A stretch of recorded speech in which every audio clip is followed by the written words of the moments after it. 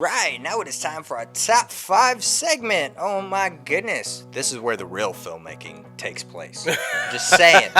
Just saying. You said that to me a while ago, and the more I watch these movies, the more I realize it's true. It's true. Yeah. I mean, you can say what you want. Date night, chick flick, whatever you want. But romantic comedies kick ass. Yes. And there's a lot of storytelling going on in romantic comedies and a lot of filmmaking that, if you're not watching them, you're missing out on. Exactly. Saying, Yeah, man. top 5 romantic comedies. And honestly, I think this might be the number one genre in filmmaking because there's a lot of romantic comedies. There is a lot of romantic comedies. It's Yeah. true. But, it's true. Man, my number 5 was one we just watched, Amazon Prime original, The Big Sick. Man, So good. so good.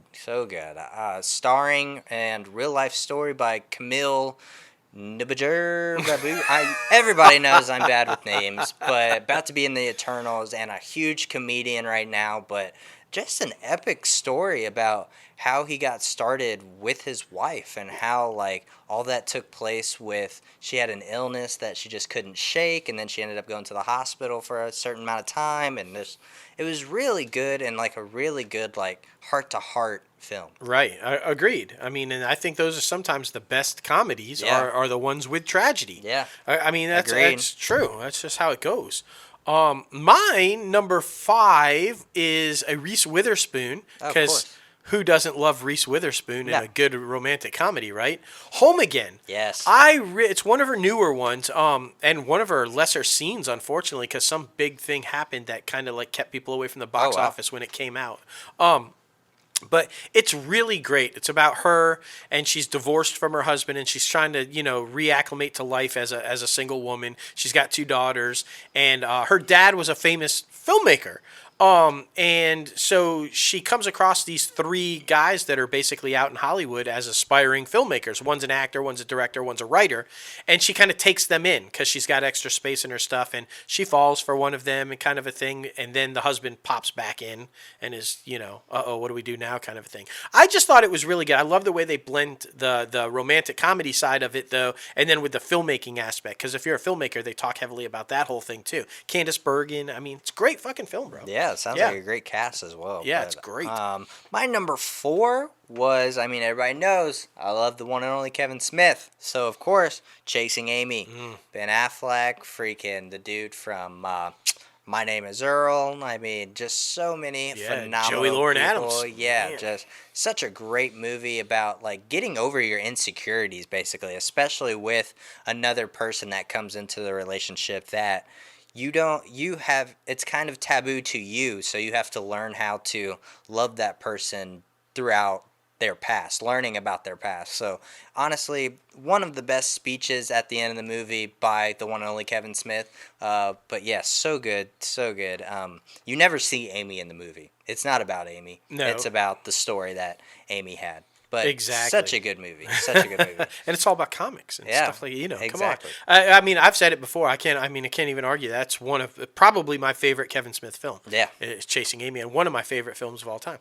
Let's see. For me, number 4, Jennifer Garner. Yes. 13 going on 30 with Mark Ruffalo. Oh my God. I just love this movie every time I see it. Yeah, so I good. mean, first it's kind of when she's younger, set back in the 80s. So when she's older now, she's still an 80s girl in modern times. How can you not love that? They do a little Thriller dance and, Yeah. I mean, just, it's so epic. It's so epic. And I mean, it's Jennifer Garner. Who Yes. doesn't love Jennifer Garner? I know, Come right? on. I just watched Valentine's Day with basically everybody in it. Jennifer Yeah. Gardner was in it, and Patrick Dempsey was in it, but he cheated on Jennifer Gardner, which upset me because how could you give Patrick Dempsey such a douchebag role? How could you do that? I'm blaming the producers. I'm not blaming him. I'm blaming the producers. But And you know who else was in 13 going on 30? Who? Andy Serkis. Really? Yeah, old All right. Gollum himself. A Yeah. lot of people don't realize he's an actor. Yeah. Now he's directing Venom and shit. Yeah. See that connected Tom Hardy and all Yeah. that? Yeah. Yeah, I Good mean- flick, though. Check that shit out. And Definitely. if you want to see McDreamy cheat, check that other one out. Yeah, it's really good. It was really good. So many people in it. It's true. Honestly, there was true. Anne Hathaway, Ashton Kutcher, it's just so many people. My number 3 was You've Got Mail. Tom Hanks Meg Ryan, right? Yeah. But yeah, unpopular opinion. I like this one more than Sleepless in Seattle. Just saying. Just Oh. saying. Yep. I mean, Oh. it's a really good film, but I've only seen Sleepless in Seattle like 2, 3 times, and that was way back in the day. Way back in the day is like 5 years ago, 7 years Way ago. back. Way back, way back. And You've Got Mail I've seen countless times. So yes, Tom Hanks. Go Hanks. My number 3 is also Meg Ryan, but it's a little bit older, or way back, as J-Lo would say, way back. When Harry Met Sally with Billy Crystal. I heard that one's good. The late Carrie Fisher. So good. I mean, the scene with the orgasm alone, faking the orgasm, is worth the entire movie. But, I mean, just the entire thing, the whole premise of it is, can a man and a woman just be friends without falling in love? Yeah. Basically. And they set out to prove that you can, and then ultimately prove that you cannot. When Harry Met Sally. It's a great film. You got to check that one out if you haven't, man. Definitely. And I mean, Home Again and When Harry Met Sally, I believe, is on Hulu. So if anybody wants to check those out. But my number 3 is Sandra Bullock, While You Were Sleeping. So freaking good. And of course, we got What's-His-Face from Zoe's Extraordinary Playlist, who is also in While You Were Sleeping. Yes, Peter Gallagher. Yes, Yeah. Epic actor, epic guy, especially while you were sleeping. Epic acting right there, man. Go you. And I'll be sure to bring that up if you ever come on the show. Oh my gosh, he's very experienced at playing people that don't talk. Yes, he is. I mean, he's very experienced at that. All kidding aside, though, that's extremely hard to do. Yeah. And this guy's like first class. Exactly. But yeah, great film. Definitely one that was passed down from my mother. So yeah. There you go. That just made me think of Sandra Bullock and Ryan Reynolds with The Proposal. Yeah, Betty I almost put that I know, on there. with Betty White Yeah. and everything. Damn, yeah, that was made a me good think one. of that. It was. Okay, my number two. I'm raising the boombox. Cusack. Say Anything. Enough said. It's one of the best romantic comedies of all time. Cusack, Say Anything. Haven't seen that one either. Epic fail. You said it. Epic fail. Gotta go back and watch Cusack, man. I know. You gotta go back. Young Cusack is the best. I I'm know, sorry, I but know. vintage Cusack, whatever you want to call it, that's his best shit, man. Oh my goodness. Him holding up that boombox with the trench coat, man. Just go watch it. Need to. But not my number 1. Of course, everybody knows I'm a huge Heath Ledger fan, and this is what introduced him to America and mass popular audiences. 10 Things I Hate About You. Such a great film. So many up-and-comers in that one that are huge now. Yeah. I mean... Julia Stiles, I mean, tons of them, Yeah. right? Yeah, just whew. Exactly. Joseph Gordon-Levitt, Yes. it's so good. It is. Good, guys. If you haven't seen 10 Things I Hate About You, be sure to go check that out. It's on Disney+. Yes, it's a brilliant film, and you would be like crazy not to watch it. Yes. My number 1, I think for anybody my age, how can it not be your number 1? Pretty Woman. Pretty Woman. Yeah, I mean, come on. It's the classic love story of all time. Yes. Yeah, I mean, it just Julia Roberts, fresh off of Mystic Pizza, catapulted her to stardom. This movie.